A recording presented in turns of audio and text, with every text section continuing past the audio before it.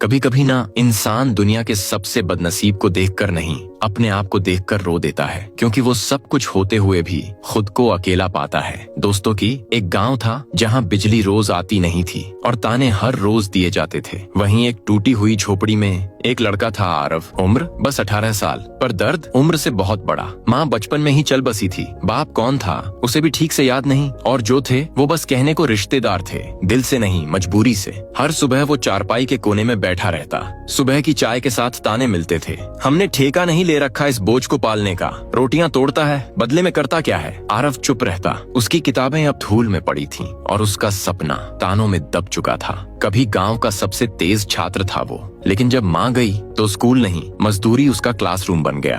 पहला काम दूध वाले की भैंसें और 500 रुपए। सुबह 5 बजे उठकर भैंसों को चारा डालना, दूध निकालना और मोहल्लों में पहुंचाना। महीने के 500 रुपए, लेकिन रोज अपमान मुफ्त। एक दिन गलती से दूध गिर गया और उस दिन एक बात दिल पर चुभ गई। तेरे जैसे अनाथ को पाल रहे हैं, काम तो ढंग से कर। उस दिन काम छोड़ा, पर वो शब्द दिल में रह गए। दूसरा काम मिठाई की दुकान और झुलसे हाथ, शादी ब्याह के कामों में हलवाई के साथ, लोइयां बनाना, बर्तन धोना और बचे हुए लड्डुओं की गिनती नहीं, बचे हुए लानतें मिलती थीं। तनख्वाह 800 रुपए, लेकिन हाथ पर जलता हुआ देगची जब रखी गई तो उसने फैसला कर लिया, जिस काम में इज्जत ना मिले वो गुलामी है। तीसरा काम आटा चक्की और धूल से भरा दम। यहाँ 1000 रुपये मिले, लेकिन हर सांस के साथ गला घुटता था। फिर भी एक सीख मिली, छोटा काम अगर इज्जत से मिले तो बड़ा लगता है। पर तबीयत बिगड़ गई और वो काम भी गया। और फिर आया बब्बर सिंह का ढाबा। काम सुबह 6 से रात 11 तक। बर्तन धो, चूल्हा साफ कर, टेबल के नीचे झुक। 3000 रुपए और 2 वक्त का खाना।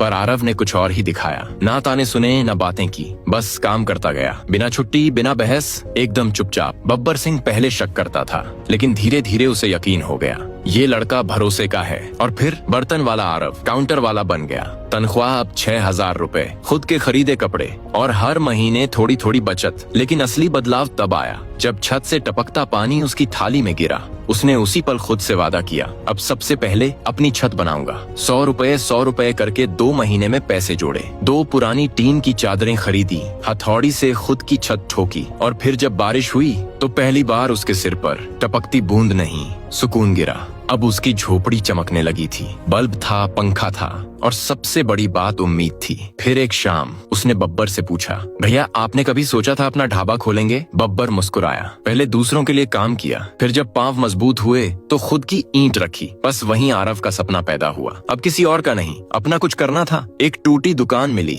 धूल भरी, मकड़ी से सजी, दीवारों से उखड़ी। पर आरव ने उसमें देखा संभावना। झाड़ू, पोछा, पानी और जुनून से उसे साफ किया। खुद गैस लाया, खुद तवा जमाया, खुद स्टूल बनवाए। नाम नहीं रखा। कहा नाम से नहीं, स्वाद और सेवा से पहचान बनती है। पहले दिन 10 रुपए की प्लेट, चोले पूरी। एक किसान आया, फिर 3 और लाया।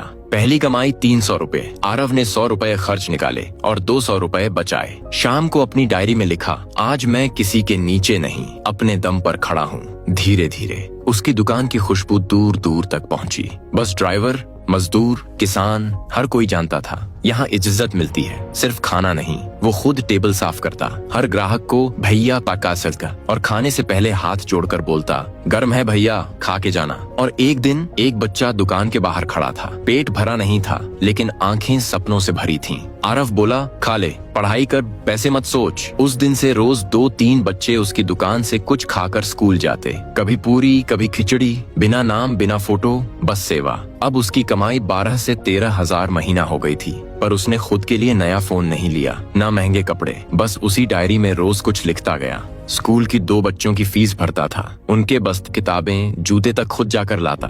और जब स्कूल के मंच पर अनाउंस हुआ, ये 2 बच्चे आज पढ़ पा रहे हैं क्योंकि कोई है जो खुद भूखा रहा, पर इन्हें भरा पेट और भरी किताबें दी, तो आरव वहीं दूर खड़ा था, दुकान पर आलू तलते हुए। एक बच्चा दौड़कर आया, भैया आप ही हो ना? आरव मुस्कुराया, खाना गर्म है, पहले खा ले, बातें बाद में। दोस्तों, अगर इस कहानी ने आपके सीने में कुछ हिला दिया हो, अगर आंखों में थोड़ी नमी और दिल में एक आग लगी हो, तो बस याद रखना, हालात जो भी हों, इरादे नेक हों तो इंसान सिर्फ अपनी नहीं, दूसरों की जिंदगी भी बदल सकता है। अगर ये कहानी आपके दिल को छू गई हो तो स्टोरी मास्टर पेज को फॉलो करें और कमेंट में जरूर बताएं कि आपको इससे क्या सीख मिली। बोलो जोर से हर हर महादेव।